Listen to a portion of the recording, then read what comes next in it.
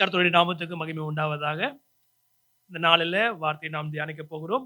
இந்த நாளில் வார்த்தையை கேட்கும்படியாக இந்த வீடியோவை பார்த்து கொண்டிருக்கிற உங்கள் ஒவ்வொருவரையும் கர்த்தராக இயேசு கிறிஸ்துவின் நாமத்தினால house of salvation sound church சார்பாக உங்கள் எல்லாரையும் வாழ்த்தி வரவேற்கிறோம். இந்த நாளில் நம்முடைய தலைகளை தாழ்த்தி இருதயத்தின் ஆழத்திலிருந்து கர்த்தருடைய சமூகத்துல நம்ம விட்டு கொடுத்து நம்ம ஜெபம் பண்ணுவோமா? இந்த நாளில் கேட்க போகிற வார்த்தை நமக்குள்ளாய் 30, 60, 100 பலன் தரத்தக்கதாய் இந்த நாளில் கர்த்தர் நம்மோடு இடைப்படும்படியாக நம்முடைய இருதயங்கள் ஆழத்திலிருந்து நம்முடைய இருதயத்தின் ஆழத்திலிருந்து இந்த நாளில் ஒப்பு கொடுத்து நாம் ஜெபிக்க போகிறோம். பரிசுத்த ஆவியானவரே, அப்பா நீர் தாமே எங்களோடு கூட இடைப்படுவீராக. ஆவியானவரே, நீர் இந்த நாளில் எங்களோடு பேச வேண்டும் என்று வைத்திருக்கிற வார்த்தையை அன்று அடியோடு இடைப்படும்படியாக ஒப்பு கொடுத்து ஜெபிக்கிறோம். நீர் தாமே அடியனை மறைத்துக் கொள்ளுங்க.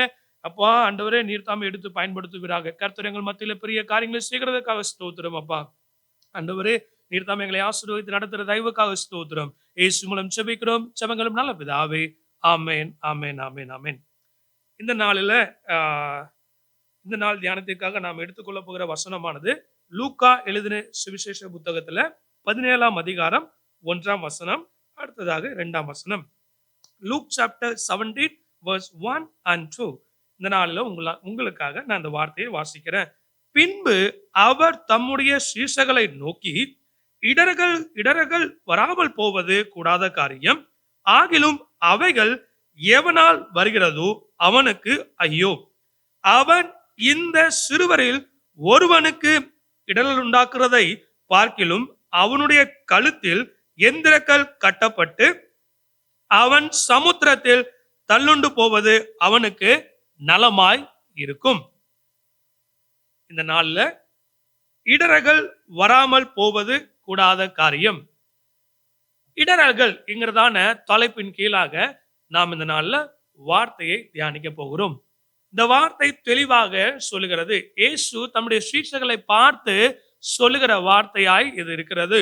அவர் தம்முடைய சீஷர்களை பார்த்து சொல்லுகிறார், இடர்கள் வராம போவது கூடாத காரியம். கண்டிப்பாக நிச்சயமாக வருவதற்குரிய வாய்ப்புகள் அதிகமாக உண்டு.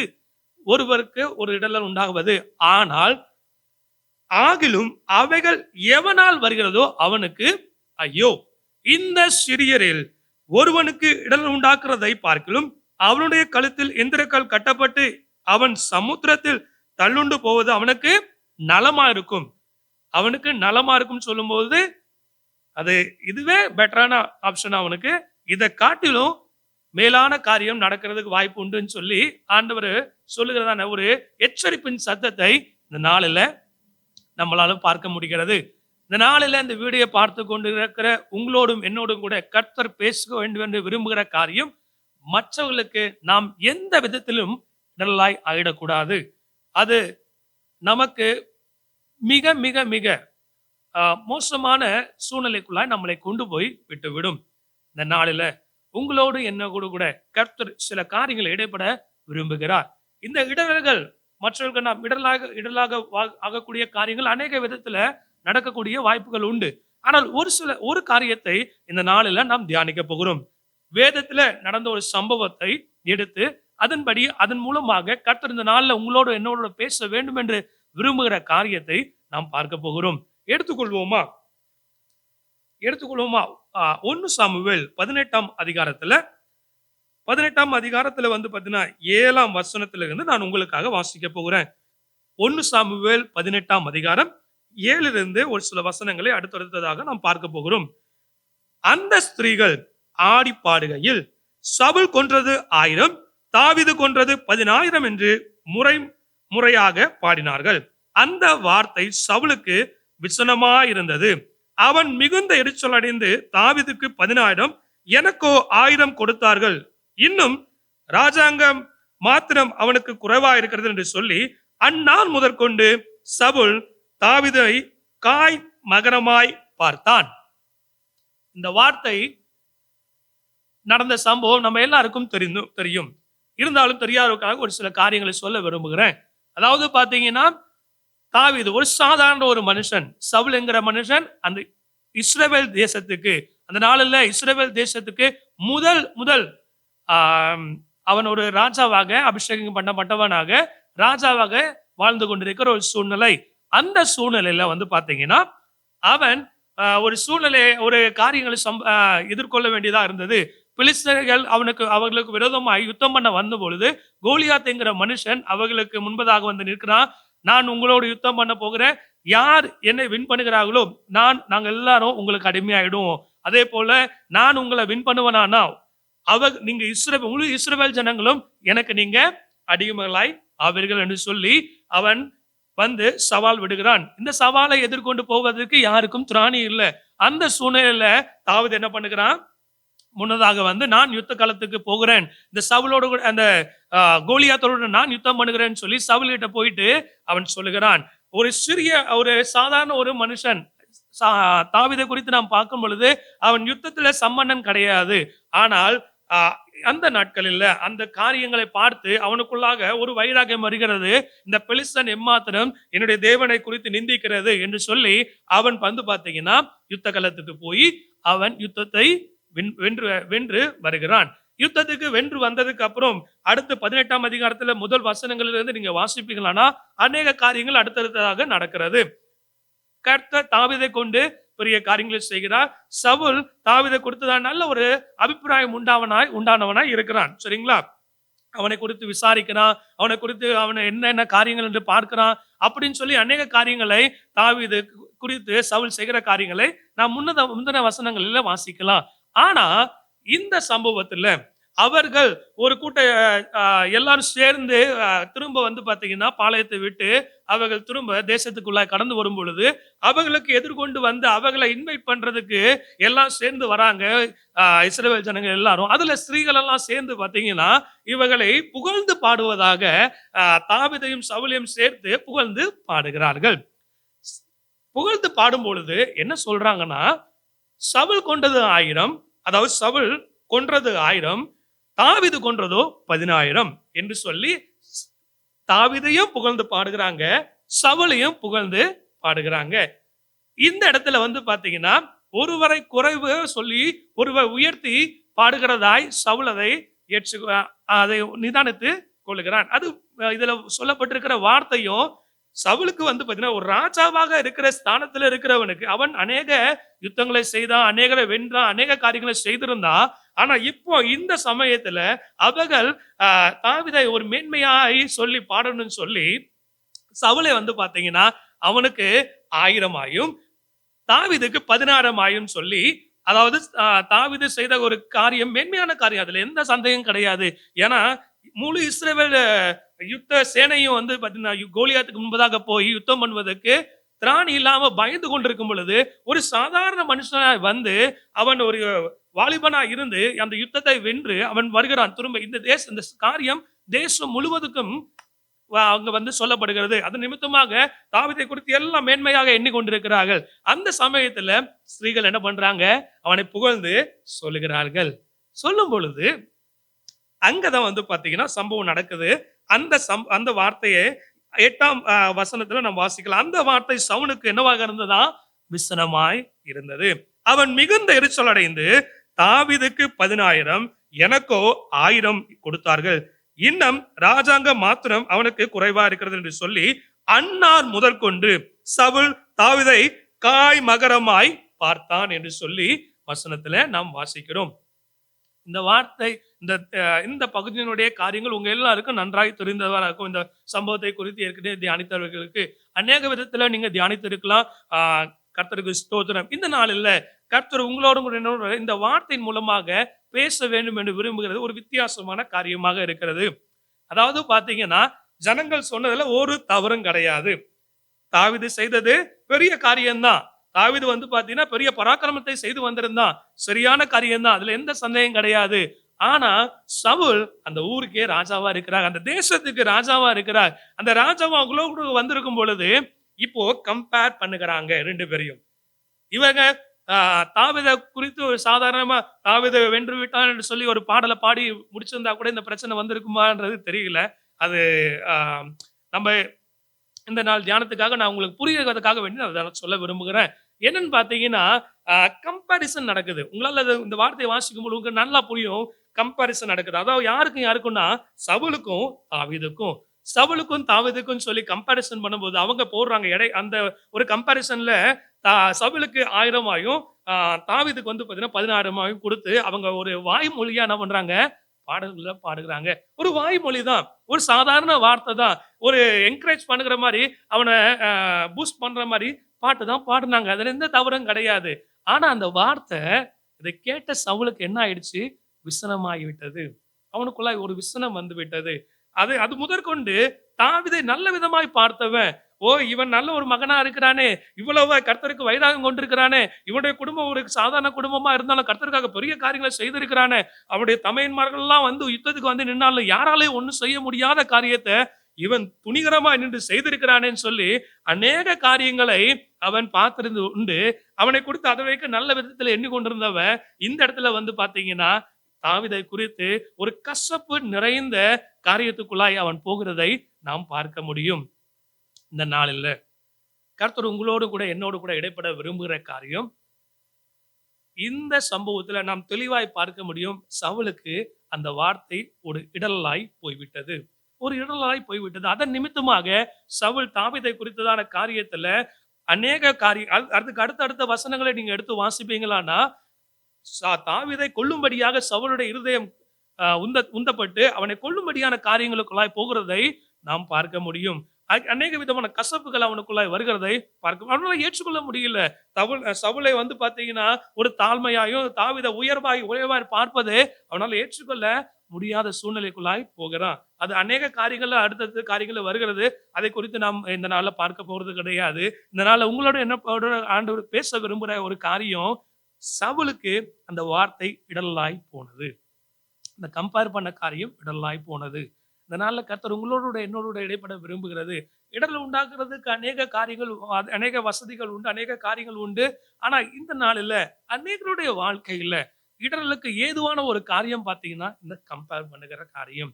ஒருவரை உயர்ந்தவராயும், ஒருவரை தாழ்ந்தவராயும் பேசுகிற காரியம். குறிப்பாக சொல்லப்போனா நம்முடைய குடும்பங்கள்ல நீங்க நன்றாக பார்த்து இருக்க முடியும். உங்களுடைய குடும்பங்கள்ல வந்து பார்த்தீங்கன்னா, பிள்ளைகள் இருக்கிறாங்க அப்படின்னா, ஒரு பிள்ளைய நீங்க உயர்வாயும், ஒரு பிள்ளைய தாழ்வாயும் நீங்க பேசும் பொழுது, அவருடைய காரியங்களில ஒரு வித்தியாசத்தை நம்மளால பார்க்க முடியும். ஒருவேளை நீங்க சிறு பிள்ளைய உயர்வாயும், பெரிய பிள்ளைய நீங்க தாழ்வாயும் பேசி பாருங்களேன். அந்த சிறு பிள்ளைய குறித்து அதுவரைக்கும் நல்ல விதமா பழகிக் கொண்டிருக்கிற அந்த பிள்ளை, ஒரு ஆட்டோமேட்டிக்கா அவளுக்குள்ள என்ன ஆகும்? ஒரு சேஞ்சஸ் உண்டாகும். என்ன வந்து பார்த்தீங்கன்னா, அ திட்டி பேசிட்டாங்க.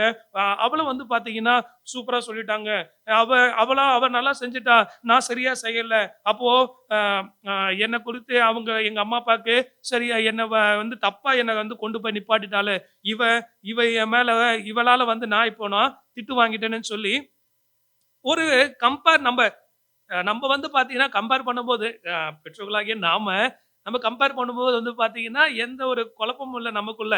நம்ம கம்பேர் பண்ணி சொல்றது என்ன?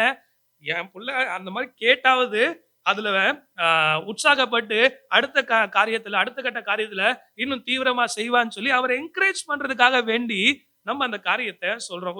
அந்த சிறு பிள்ளைய வந்து பெருசா பேசும்போது, ஓகே இந்த பிள்ளை வந்து என்கரேஜ் ஆகி அடுத்து இன்னும் பெஸ்ட்டா பண்ணுவா. பெரிய பிள்ளை வந்து பார்த்தீங்கன்னா, இத குறித்து கேள்விப்படும்போது, ஓ! சின்ன பிள்ளையே இப்படி பண்ணிட்டாளே! இவ்வளவு காரியம் செஞ்சுட்டாங்கன்னு சொல்றாங்களே! அப்போ நான் இனி வந்து என்ன பண்ணணும்? சரியா செய்யணும்னு சொல்லி, இன்னும் தீவிரமா செய்வான்னு சொல்லி நம்ம நெனச்சு இந்த காரியத்த செய்றோம். ஆனா, உண்மையில நடக்கிற விஷயம் வந்து பார்த்தீங்கன்னா, அதற்கு எதிர்மறையாய் போகிறத பார்க்க முடியும்.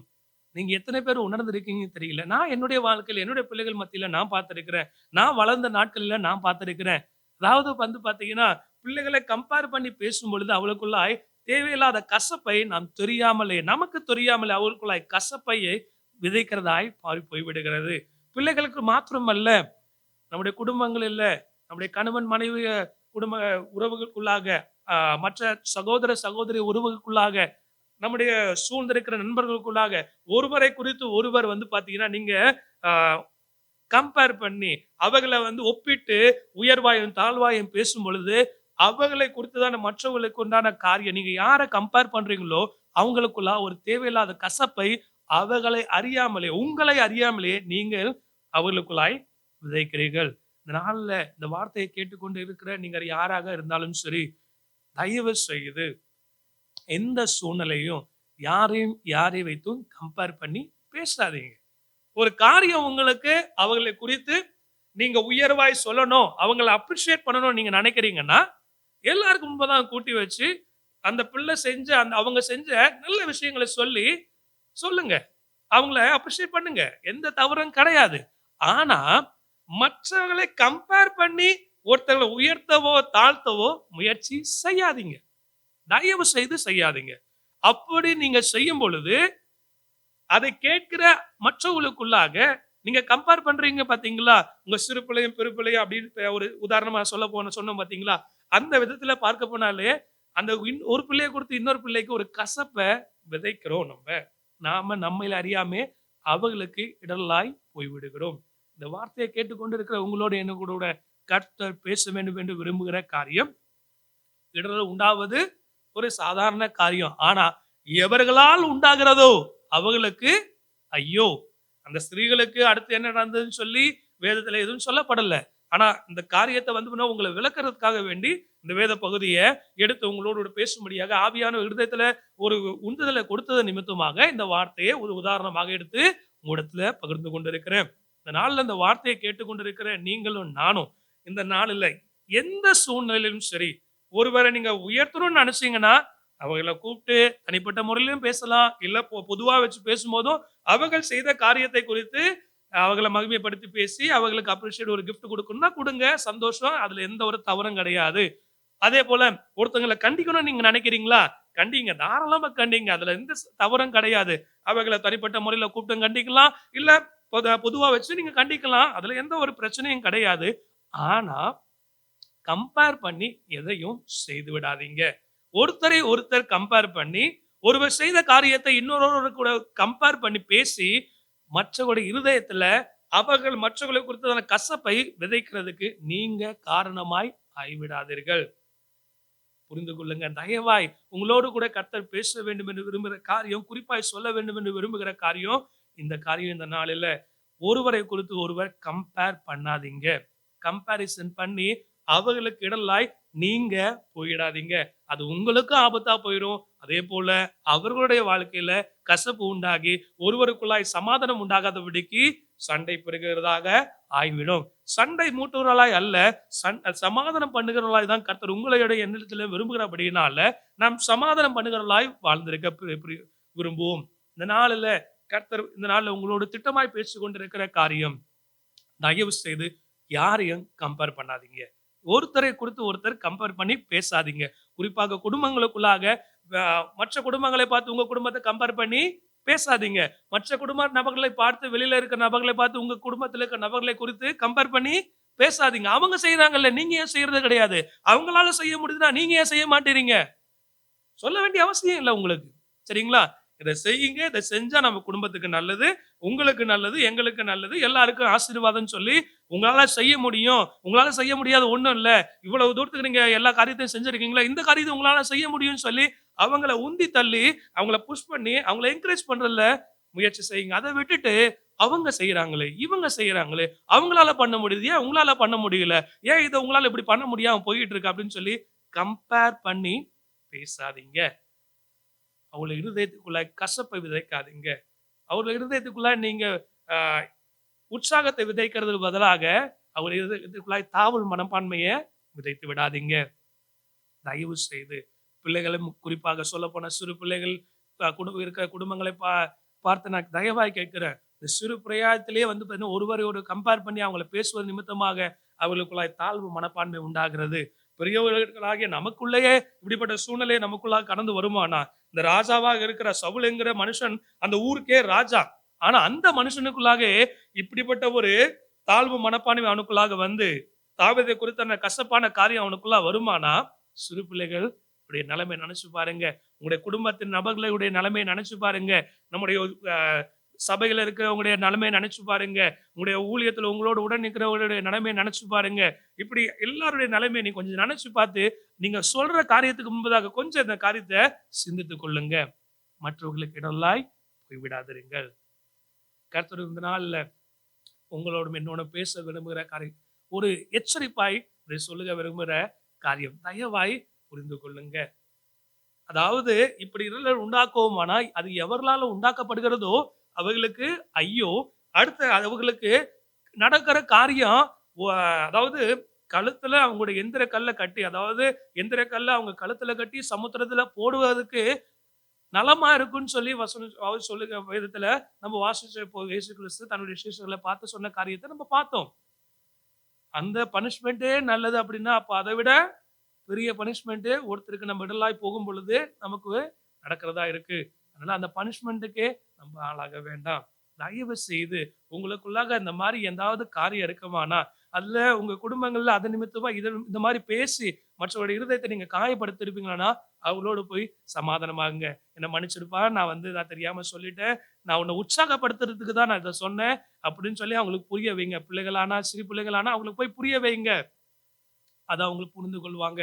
எந்த சூழ்நிலையிலோ அவர்களை குறித்து, மற்றவர்களை குறித்து அவங்களை வச்சு கம்பேர் பண்ணாதீங்க. படிப்பு விஷயமாகட்டும் சரி, மற்ற பிள்ளை பாத்தீங்கன்னா பெஸ்டா படிச்சு நல்ல மார்க் எடுத்தா நல்லதுதான், ஸ்தோத்திரம், அவ எடுக்கட்டும். உங்க பிள்ளை அந்த நேரத்துல மார்க் குறைவா வாங்கியிருக்கானா, சரி ஓகே, உட்கார வச்சு அவளுக்கு சொல்லி கொடுத்து அந்த பிள்ளைய அடுத்த கட்ட எக்ஸாம்ல நீங்க பாஸ் பண்ண வைக்க வேண்டியது யார் பொறுப்பு? நம்முடைய பொறுப்பு தான். சரிங்களா? உங்களுடைய குடும்பங்களை உற்சாகப்படுத்தி கொண்டு போக வேண்டியது நம்முடைய பொறுப்பு தான். அதுல எந்த சந்தேகம் கிடையாது. ஆனா மற்றவங்களை காரணம் காட்டி, மற்ற விஷயங்களை கை காட்டி, மற்றவருடைய சூழ்நிலை கை காட்டி அவங்கள குற்றப்படுத்தி பேசுறத தயவு செய்து நிறுத்தி விடுங்க. கம்பேர் பண்ணி பேசாதீங்க. நீங்க உயர்த்தி பேசினாலும் சரி, தாழ்த்தி பேசுறதாக இருந்தாலும் சரி, கண்டிப்பு சொல்றதாக இருந்தாலும் சரி, ஒருத்தரை பாத்தீங்கன்னா அவங்க செய்த தவறை சுட்டி காட்டுறதாக இருந்தாலும் சரி, மற்றவர்களை வைத்து கம்பேர் பண்ணி பேசாதீங்க. வேத வசனத்தின் அடிப்படையிலாக நீங்க சொல்றீங்களா, ஸ்தோத்திரம், நல்ல விஷயம். இந்த வசனத்துல இப்படி தெளிவா சொல்லுது, நீ இப்படி செய்யக்கூடாது, இது தவறு அப்படின்னு சொல்லுங்க. இல்ல அவங்க செஞ்ச தவறான காரியமா கூப்பிட்டு தனிப்பட்ட முறையில பேசுங்க, இல்ல பப்ளிக்கா கூட பேசுங்க, பிரச்சனை கிடையாது. ஆனா பேசுகிற விதம் மற்றவங்களை கம்பேர் பண்ணி கையை காட்டி இன்னாரு அப்படின்னு சொல்லி அவங்க பண்றாங்க, நீ ஏன் பண்ணல, இப்படி இருக்காங்க, அப்படி உன்னால இருக்க முடியல, அவ கம்மியா நீ கம்மியா மார்க் வாங்கிட்டா, அவ கம்மியா அதிகமா மார்க் வாங்கிட்டா, இப்படி கம்பேர் பண்ணாதீங்க. ஒரு குடும்பங்களுக்குள்ளாகட்டும் சரி, குடும்பத்துல இருந்து வெளியில ஆகட்டும் சரி, சபையாகட்டும் சரி, எந்த விதத்திலும் ஒருத்தர் கம்பேர் பண்ணாதபடிக்கு எச்சரிக்கையாய் இருங்க. இடர்கள் உண்டாவதற்கு ஏதுவாய் நீங்கள் ஆகிட விடாதபடிக்கு இந்த நாளில கர்த்தர் உங்களையும் என்னையும் பார்த்து தயவாய் சொல்கிறார். ஆசீர்வாதிக்கப்பட்ட பாத்திரம் நம்ம. அநேகருக்கு ஆசீர்வாதமா இருக்க வேண்டிய நாம் இந்த நாள்ல மற்றவர்கள் இடலாய் போய் அவர்களுக்கு நாம் ஆசீர்வாதத்தை கொண்டு வராதபடிக்கு நாம் போகாதபடிக்கும், நம்முடைய வாழ்க்கையில் நாம் தேவையில்லாத சாபங்களையும் தேவையில்லாத பிரச்சனைக்குள்ளாய் நாம கொண்டு போகாதபடிக்கு, தேவையில்லாத பனிஷ்மெண்ட்டுக்கு நாம் ஆளாகாதபடிக்கும், மற்ற இடல் ஆகாதபடிக்கு இந்த நாளில எச்சரிக்கையா இருக்கும்படியாக கர்த்தர் உங்களையும் என்னையும் பார்த்து இந்த நாளை எச்சரித்துக் கொண்டிருக்கிறார். தயவு செய்து don't compare others with one another. Okay? Don't compare. Don't do the comparison. Please. கர்த்தர் உங்களையும் என்னையும் இந்த நாள்ல ஆசீர்வதிக்க விரும்புகிறார். அதனாலதான் உங்களை நேசிக்கிறபடியினால இந்த நாள்ல அந்த எச்சரிப்பின் செய்தியை உங்களிடத்துல சொல்லிக் கொண்டிருக்கிறார். சரிங்களா? தயவு செய்து கம்பேர் பண்ணாதீங்க. கர்த்தர் உங்களை நிறைவாக ஆசீர்வதிப்பார். இன்னும் அநேக விதத்துல உங்களை கொண்டு பயன்படுத்த விரும்புகிறார். அதன் நிமித்தமாக தான் இந்த நாளில உங்களோடு கூட இடைப்பட்டு கொண்டிருக்கிறார். உங்க இருதயத்தை விட்டு கொடுங்க. கர்த்தர் உங்களை கொண்டு, உங்க குடும்பங்களை கொண்டு, உங்களுடைய சபையை கொண்டு, உங்களுடைய ஊழியங்களை கொண்டு, கர்த்தர் உங்களை கொண்டு நடத்துற விதங்கள் வித்தியாசமா இருக்கும், ஆசீர்வாதமா இருக்கும். கர்த்தர் பெரிய காரியங்களை செய்வாராக. நாளில கண்களை மூடி நம்முடைய தலைகளை தாழ்த்தி ஒப்பு கொடுத்து நம்ம ஜெபிப்போமா? பரிசுத்த ஆவியானவரே, நாங்கள் துதிக்கிறோம், ஸ்தோத்தரிக்கிறோம் சுவாமி. ஆண்டவரே அப்பா, எந்த சூழ்நிலையிலும் ஆண்டவரே மற்றவர்களுக்கு நாங்கள் இடரலாய் போய்விடாதபடிக்கு ஆண்டவரே எங்களை நீர் தாமே காத்துக்கொள்வீராக.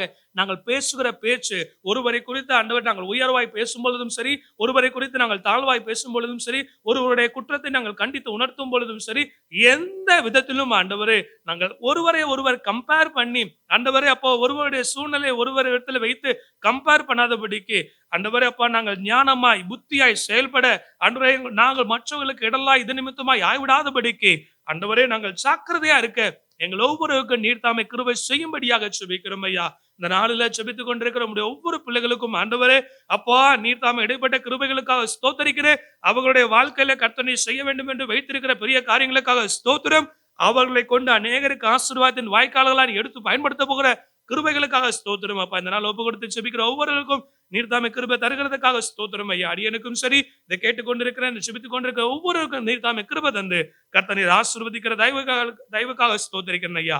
ஆண்டவரே, எல்லா துதியும், எல்லா கனமும், எல்லா புகழ்ச்சியும் ஆண்டவரே ஒருவருக்கே நாங்கள் எடுக்கிறோம் ஐயா. நீர் மாத்திரம் சகலவற்றும் மத்தியிலும் உயர்ந்திருப்பதாக இயேசு மூலம் ஜெபிக்கிறோம். ஜெபங்களும் நல்ல பிதாவே. ஆமென், ஆமென், ஆமென். God bless you.